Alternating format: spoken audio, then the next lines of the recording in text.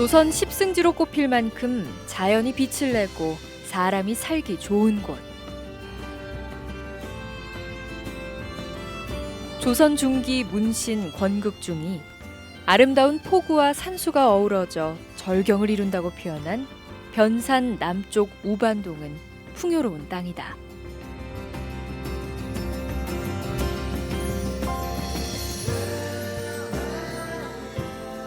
일찍이 수많은 개혁자들이 은둔하며 새로운 세상을 꿈꿨던 곳, 우반동으로 떠난다.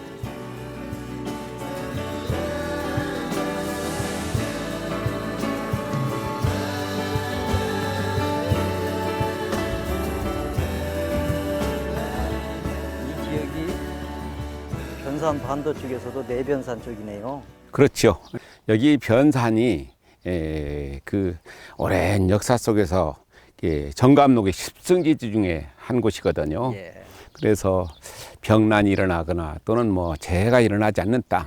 그래서 사람들이 이곳에 와서 살기를 꿈꿨었고, 예. 그래서 특히 이제 여기 우동리 같은 경우는 완전히 분지처럼 펼쳐져 있잖아요. 이제 바깥 변산도 바로 옆에 있고 안변산 넘어가면 안변산이고, 그래서 참 이곳에 와서 살고자 했던 사람들이 참 많았었죠.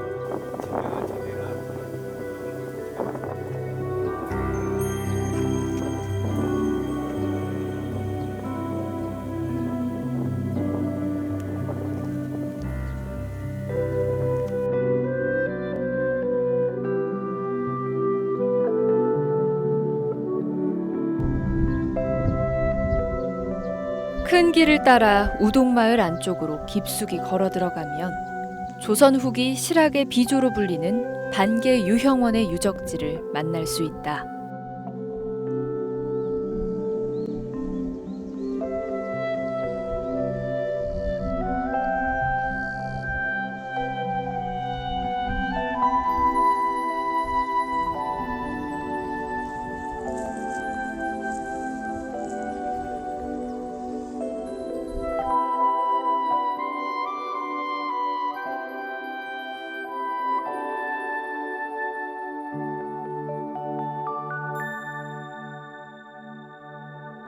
누구에게나 마음의 휴식처 하나쯤은 있을 터. 세상사 시름을 잊게 하고 지친 몸을 포근히 품어주는 곳. 유형원에겐 우반동이 그런 곳이었다. 반기 선생이 내려와 가지고 살았던 곳이 이곳이라고 하죠. 그래서 조선 시대에 보면은 그 연암 박지원 선생도 사실은 그 자기 선조가 왕의 사유였기 때문에 벼슬에 나아갈 길이 막혔었거든요. 과거를 봐야 급제가 안 돼요. 그러니까 애당초 처음에 몇 번 보다가 과거를 작파하고 평생 온 나라의 명산대천을 돌아다니면서 그렇게 지냈었는데, 이 반개 유영훈 선생도 결국은 벼슬에 나아갈 수가 없으니까 돌아다니다가 이곳에 정착해 가지고 자기가 학문을 넓혔었는데, 마찬가지로 그 성호 이익 선생도 남인이었거든요. 자기 형이 영모죄로 몰려서 죽고 나서 결국은 벼슬에 대한 생각을 끊고 성호 사설이라는 대단한 역작을 남겼거든요. 그래서 대부분의 사람들은 사실은 학문의 길에 그 벼슬길에 나가가지고 가문을 높이고 자기의 영달을 위해서 사는 사람들이 있었는데, 그걸 포기한 사람들이 결국은 자기의 학문을 갖다가 제대로 발휘해 가지고 오늘날까지 사람들이 추앙하는 인물로 남는데, 반기 선생은 바로 후자였었죠. 예. 우리 정치는 현재 진보와 보수의 싸움만 하고 있습니다. 그 당시에도 그랬을까요? 진보 보수가 아니고 그 당시는 사실은 붕당 정치의 폐단, 그것을 가장 극복하고자 했던 사람이 바로 반기 선생이었거든요. 예. 붕당 정치의 폐단을 극복하지 않고는 조선이라는 나라가 앞으로 이어지지 못할 것이다 했는데, 오늘날까지도 똑같이 붕당 정치로 진보 보수라는 이름으로 나뉘어가지고 서로 싸우고 있으니 이것을 유영훈 선생이 저승에서 본다면은 얼마나 가슴이 답답하겠어요. 예.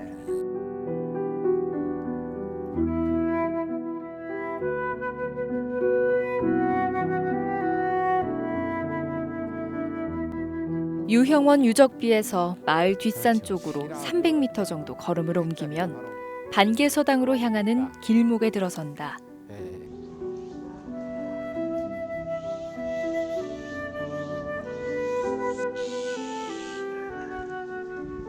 잘 닦인 길을 걷는 건 쉽지만 그 길을 처음 만든 사람의 수고스러움은 매우 컸을 터.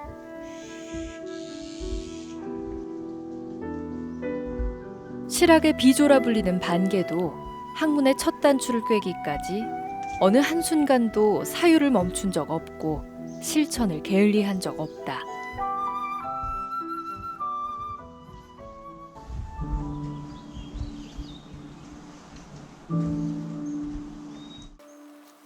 반개서당 유적지 방문을 진심으로 환영합니다. 반개서당은 조선의 실학자 반개유형원이 제자 양성과 학문 연구에 몰두했던 곳입니다. 자연을 감상하시면서 여유롭게 이동하시며 반개유형원의 삶과 그의 학맥을 살펴보시기 바랍니다. 신기한 일이 일어났다고.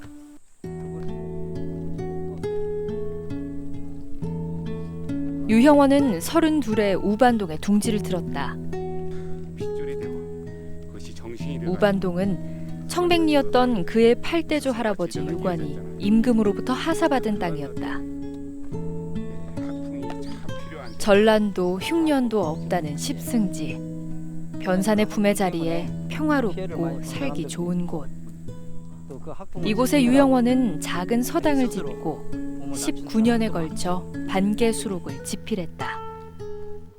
이곳에서 이제 반기 선생이 집 한 채 지어놓고 그러면서 이 세상이 어떻게 해야 변화할 것인가 그걸 북하는 대로 썼었던 반기 수록을 지은 산실이죠. 어떤 의미에서는.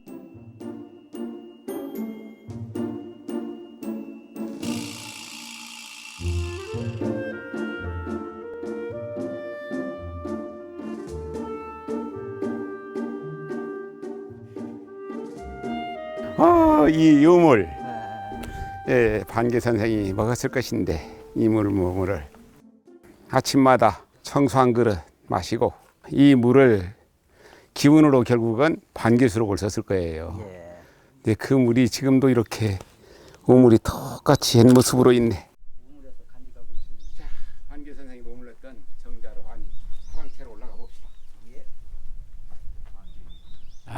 서당입니다. 반개서당.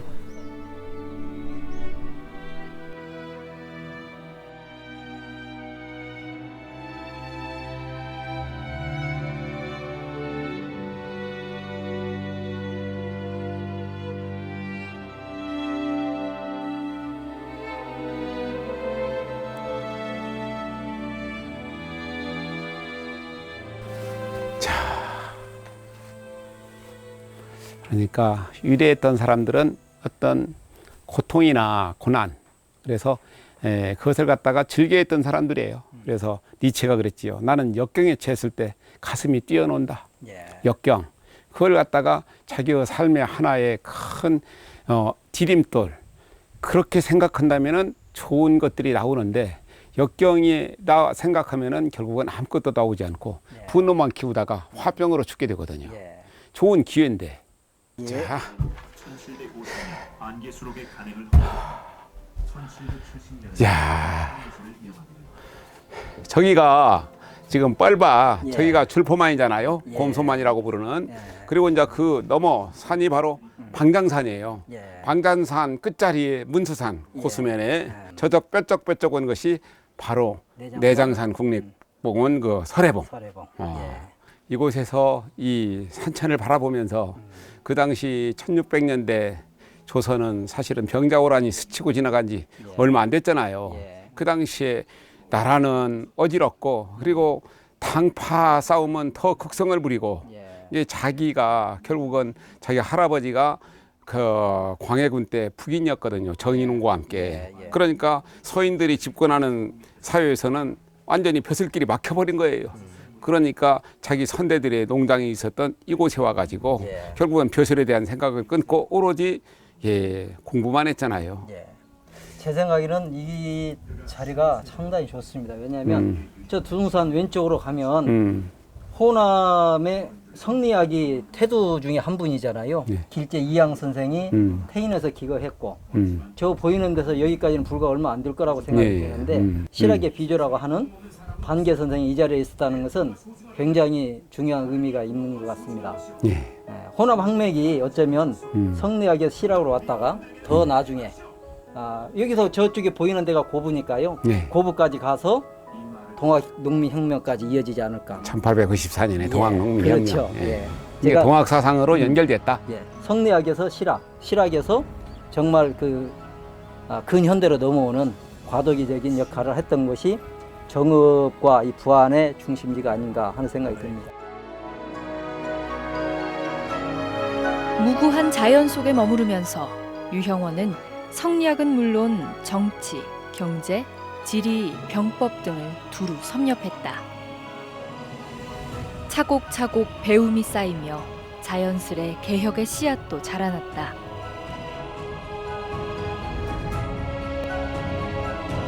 유형원이 꿈꾼 새로운 조선, 그 핵심은 토지제도 개혁에 있었다.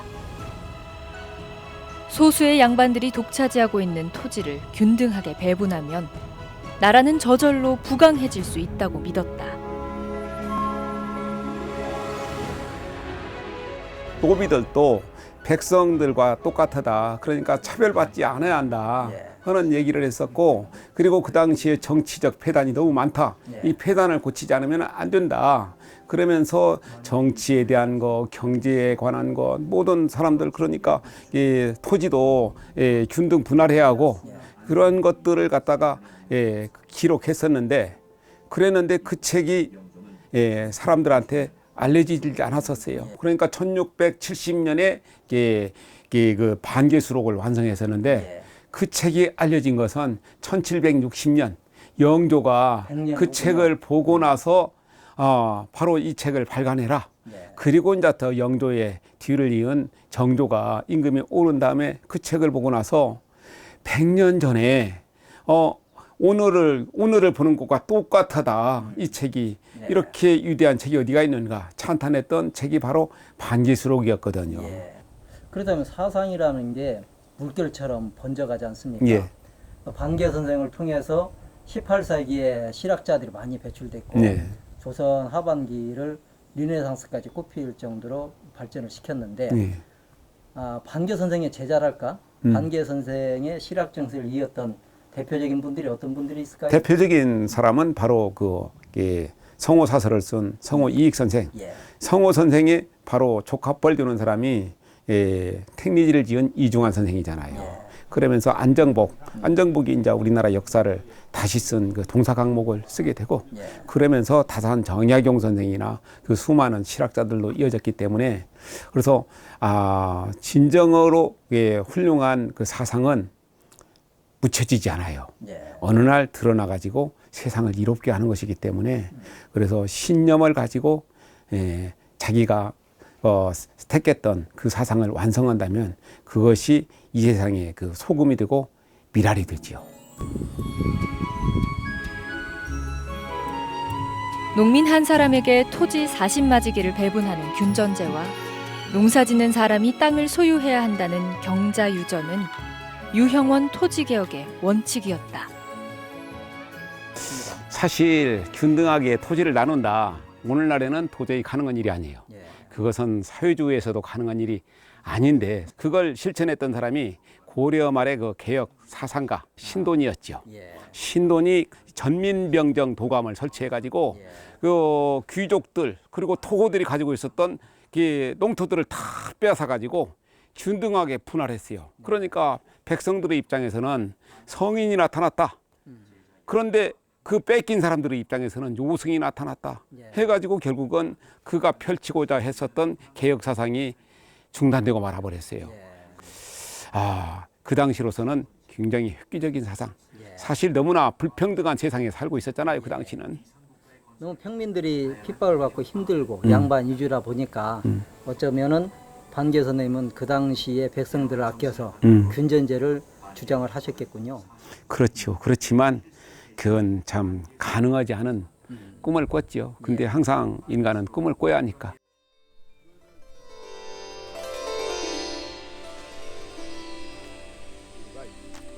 도적꽃. 반개서당을 뒤로 하고 북쪽으로 약 1.4km 정도를 걸어가면 우반동의 가장 깊숙한 곳으로 향하는 입구에 다다른다.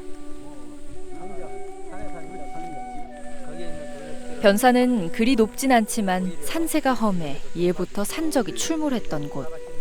도적골이라는 이름이 낯설지 않은 이유다.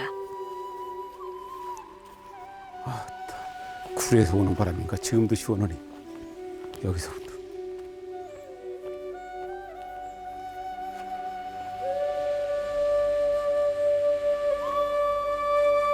임꺽정, 장길산과 함께 조선의 3대 도둑으로 불린 홍길동. 그의 이야기를 소설로 쓴 허균도 우반동의 품에 머문 적 있다.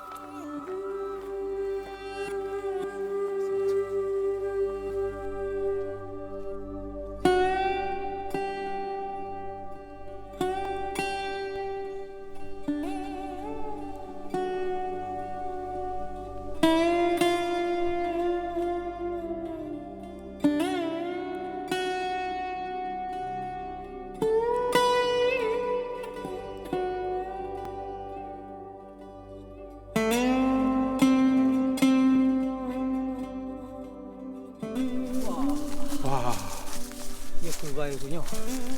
진짜 크죠? 예, 대단합니다. 아, 저 멀리서 봤을 때는 별로 안 보였었는데 와 보니까 여기를 처음 왔죠? 예, 어마어마합니다. 자, 그 안에도 웅장해서 네. 와, 과거에도 많은 사람들이 여기에서 기거해도 한꺼번에 괜찮았을 것 같습니다. 예, 가능했었겠네요. 대단하죠. 예. 여기 봐봐. 불 속에 굴이 또 있군요. 불 속에 불이 또 있고. 여기는 미끄럽고 조심. 예. 저 천장으로도 굴이 있는 것 같습니다. 저 위로 이어지는 것 같아요. 이것이 그 불이 해창으로 이어지는 것 같아요. 예. 뭐 불을 떼봐야 하는데.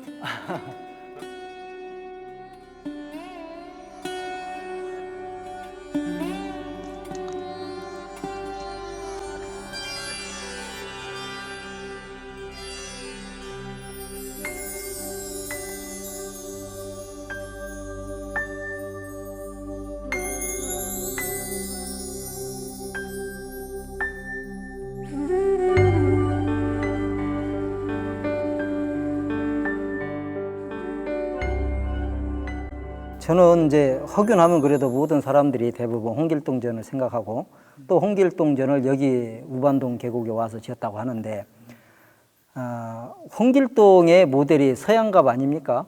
이제 서양갑이기도 하지만 애당초의 모티브는 자기 스승 손고기달이죠. 손고기달은 백광운, 추경창과 함께 삼당 시인의 한 사람으로서 대단한 문장가였는데 그 사람이 서울 출신이었었어요. 그러니까 출세의 길은 막혀버렸고 술만 먹고 그때 허균이 손고기달을 보면서 우리 선생님이 정말로 훌륭한데 서울이라는 것 때문에 벼슬도 나아가지 못하고 이렇게 살고 있구나. 이 세상을 바꿔야겠다 하는 생각을 어린 시절에 하게 된 거예요. 그러면서 조선의 가장 명문가 중에 한의 자제였는데 그대로 나갔더라면 영의정도 하고 엄청난 부를 누릴 수 있었는데 만나는 사람마다 서울 출신들 그런 사람들만 만나면서 세상을 바꾸겠다는 그래가지고 결국은 나중에 홍길동전도 손곡 이달 때문에 지었던 거예요. 그러니까 손곡 이달을 만났기 때문에 허균의 일생이 그렇게 흘러갔고 결국은 시온살에 영모죄로 몰려가지고 비참한 죽음을 당했던 사람이 바로 허균인데 그래서 어느 시기에 누구를 만나느냐 정말로 중요한데 그 예를 우리가 허균에게서 찾을 수가 있죠. 허균은 굴바위에서 멀지 않은 곳 그 어디쯤에 집을 짓고자 했다.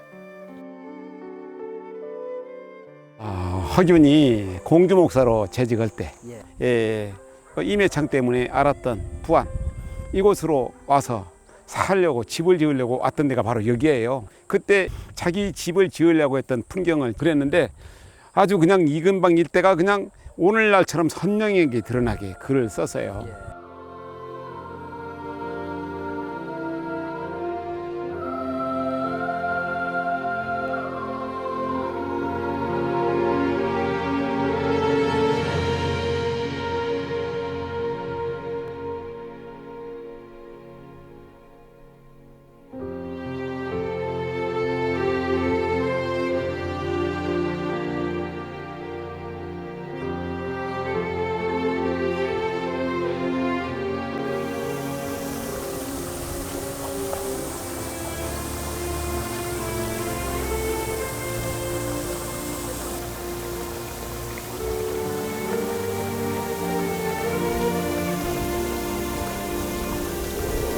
무수히 많은 세월이 흘렀어도 혁균이 살고 싶어 했던 우반동의 아름다운 풍경만큼은 변함이 없다.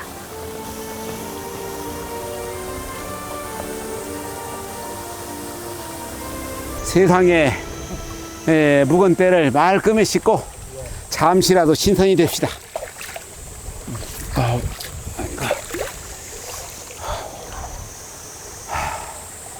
그러나 우리가 딱 때 맞춰서 와가지고 선계 폭포를 제대로 볼 수 있어서 좋습니다. 그러니까 이렇게 물이 막 이렇게 떨어지는 것을 나도 그렇게 수없이 왔는데 오늘 처음 봤어요. 연무처럼 퍼지는 물보라가 선계폭포라는 이름에 어울림을 더한다. 아름다운 자연 속에서 심신을 깨우칠 수 있는 우반동. 옛 선비들에겐 축복의 땅이었으리라. 옛날 사람들은 그곳에서 살기만 했던 것이 아니고 나라를 생각하면서 그 명징한 생각으로 많은 사상들을 남겨가지고 그것이 후세 사람들의 거울이 됐거든요. 그런 의미에서 우반동은 굉장히 아름다운 자연이고 그리고 또 역사의 한 장면이 바로 우반동입니다.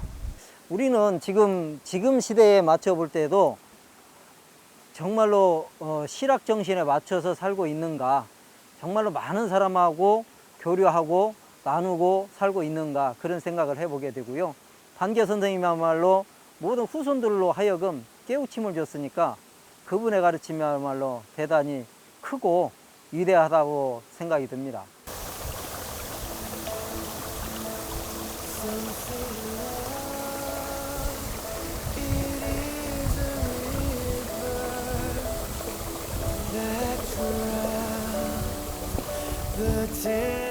아름다운 자연이 이야기를 만들고 풍요로운 기운이 새로운 꿈을 꾸게 하는 땅, 부안 변산 우반동. 이곳에서 오늘의 우리는 어떤 이야기를 써내려갈 수 있을까? 저마다 품게 될 이야기는 다르겠지만 그리 거창하지 않아도 좋다. 우반동을 내딛는 걸음걸음이 즐겁다면, 지나온 삶을 되짚어 볼 수 있다면 그것으로 충분하다. I say love